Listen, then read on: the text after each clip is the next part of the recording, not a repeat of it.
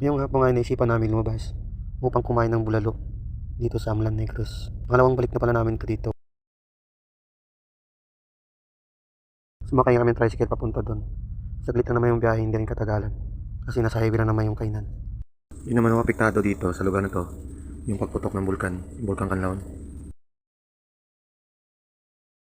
Dito nga dumating na kami. Dito na ulit kami sa masarap na bulaluan. Pagkapasok nga namin ay sabay order kami agad dito. Excited na nga kami kumain ulit ng bulalo dito eh. Bukod sa bulalo, hindi lang bulalo yung ulam nila dito. Maraming pagpipiliang ulam, iba't ibang klase yung luto. May natutot ko. Ang nagustuhan ko sa bulalo nila dito ay very natural lang yung pakaluto. Dito kakalaki yung hiwa o buto yung nilalagay nila sa bawat serve ng bulalo.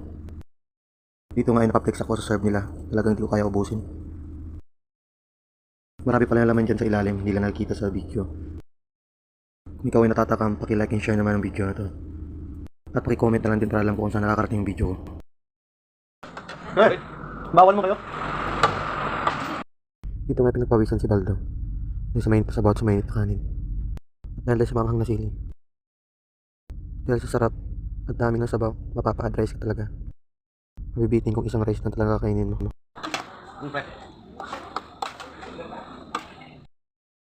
Pagkatapos na namin kumain, diretso kami bantay na masasakyang pauwi. Nag-take up din pala kami para may dala pauwi. Mapatikim sa mga kasama namin.